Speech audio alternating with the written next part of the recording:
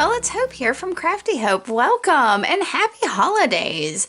I have a little project that I started working on and decided that I might just turn on the camera and show y'all how to do it. Now I'm going to go ahead and admit that this was inspired by Tiffany of Southern Gals Designs, her project in the sharing season, which is a workshop from the Ugly Art Club. You can still purchase that. It is $34. I'll put a link below. I'll admit I have a project as well in there but it's $34. You get 10 projects from 10 different artists with some great ideas and all of that. So I'll put that link below if you're interested. But Tiffany's involved doing several different projects with these unfinished wood beads. So of course I had to go out and get a big box of unfinished wood beads, and I started kind of doing what Tiffany was doing, not really.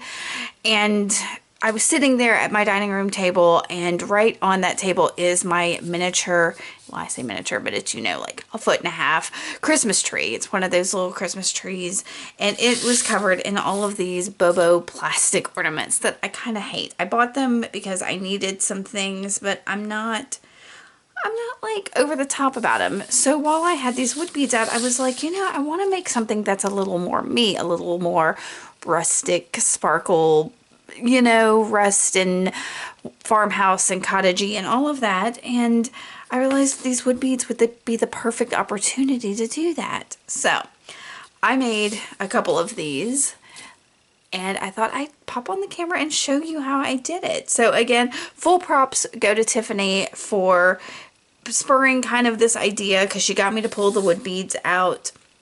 But mine is a bit of a different take on hers. It just has the wood beads, but I have to give her credit for it. So it's really important, y'all, that when you watch other artists and their videos, you're going to get inspired by them, and that's just what happens. It's, you know, but don't completely steal their ideas. Kind of make something your own, and I kind of think that's what I've done here. So I hope so anyway.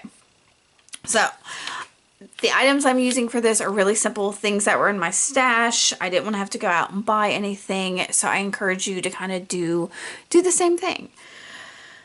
I'm using these wood beads and some twine and string from the Dollar Tree. I also have some wire here. This is, I don't even know, this is some 20 gauge wire that I've had for ages. It's gold colored, but I could also use some brass wire from the hardware store, which I also have on hand. Use what you have. If you've got just some cheap wire, go for it. This is super simple, and I'm going to walk you through it real quick. I've talked long enough, and I am going to talk my way through it. Okay, so have your bead out. The first thing you want to do is cut down your piece of wire. Now, I usually give myself plenty of wire, and that's, oh, I don't know, y'all, I'm so bad at gauging this, probably 8 to 10 inches, and I'm just going to cut down that length. That's probably more than I need.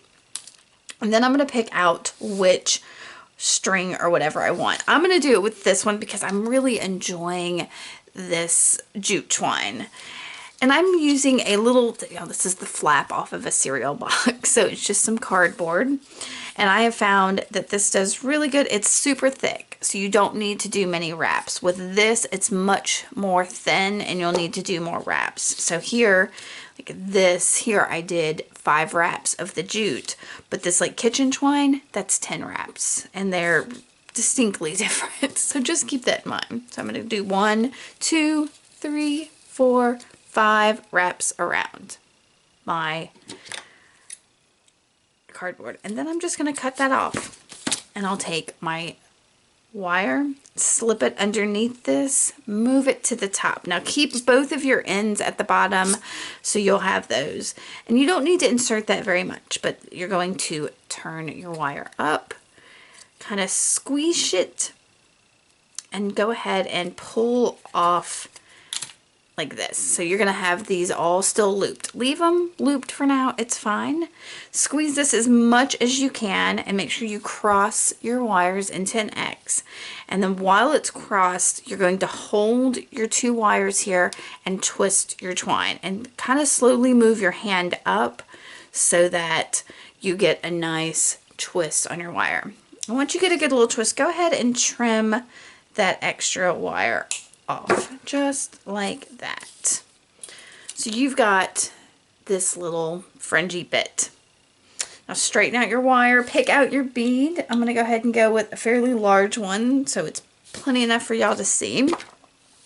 And just slip that on over your twine and everything. Now if you can pull that up into your bead, that's great. If you can't, it's fine. Don't worry about it. Before I do anything else, I'm going to go ahead and make my loop. Now I have found, I will get to all that. I have found that it's easier to do this before you decorate your bead because you can hold on to both your loop and your tassel while you are decorating it. It gives you a handhold for your bead. So I'm going to go ahead and make my loop, and to do that I'm putting my finger here, bending my wire.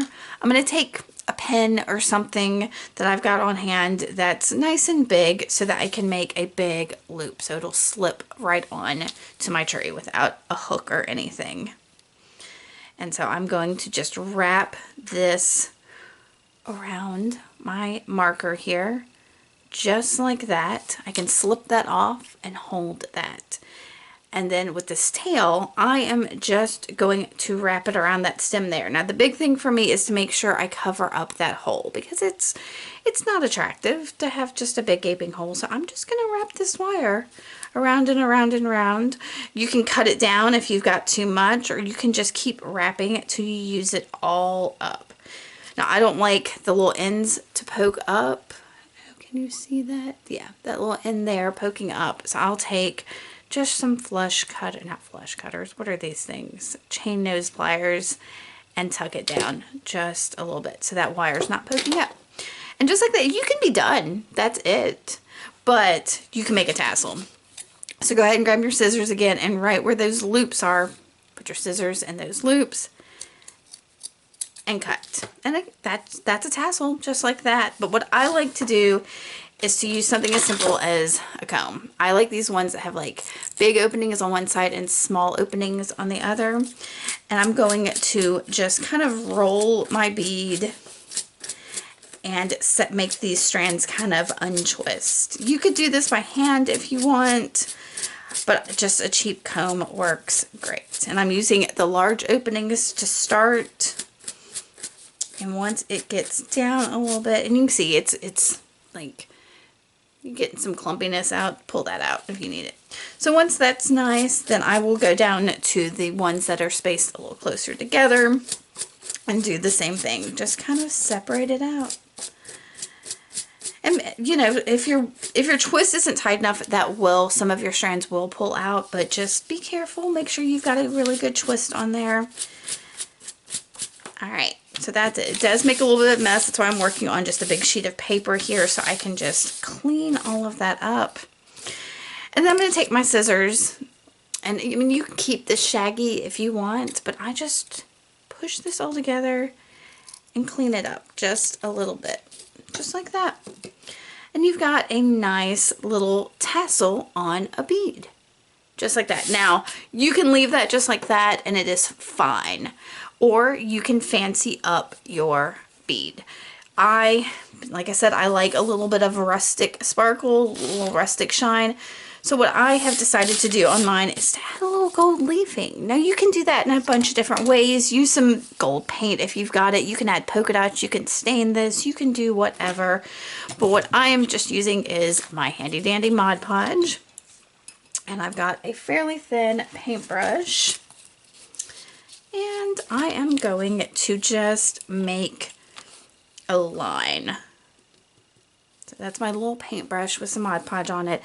And like I said, this makes a great holder for this. So I'm going to just hold that, and around the center, put my Mod Podge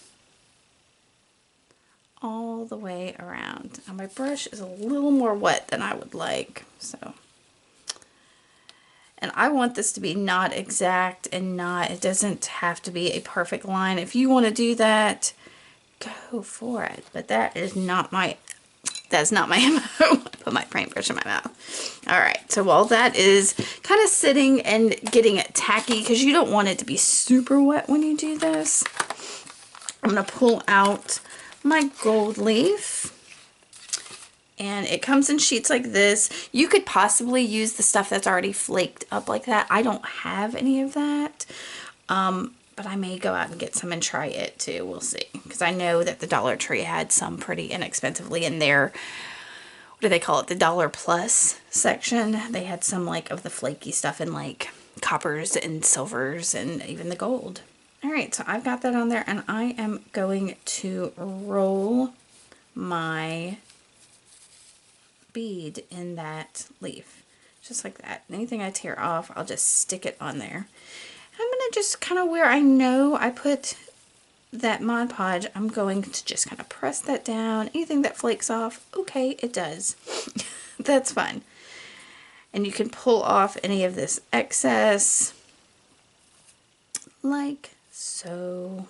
Twist and pull. And I'm using the gold simply because I'm using that gold wire, but if you have silver wire, you could use the silver leaf, or you could, you know, take a paint pen and make some polka dots or stripes or whatever appeals to you, whatever design you are digging right now. But I thought it'd be fun to try this gold leaf.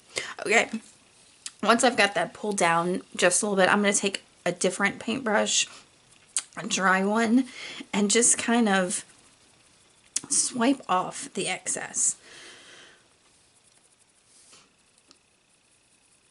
And just go all the way around and do that. This takes a little bit of time. And like I said, I don't want it exact. I don't want a perfect line. I just want that hint of gold on here. So this is how I'm doing it. All right, that is actually pretty good.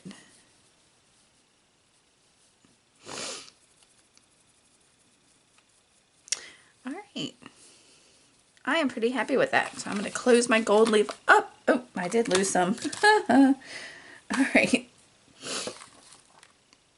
And take a look at my bead, and that's pretty good. My hole got a little warped, so I'm just going to grab my marker again and slip that back in there, just like that, so it reshapes it into a pretty little circle. And y'all, this is going to be perfect for my little tree. I'm so excited about it. So that is all there is to it. Like I said, if you're going to use something thinner, try doing more wraps around your little piece of cardboard, but just keep in mind that you probably want your little piece of cardboard a little bit bigger, because you can take away, but you can't add to. So there's that. I hope you enjoyed this. Have fun with this. Let me know what you do. Share, tag me. If you do make something, I'd love to see it. You can find me pretty much anywhere is at Crafty Hope. So if you like this, give me a thumbs up. Make sure to subscribe, and happy holidays. Y'all have a Merry Christmas. Happy New Year. Bye.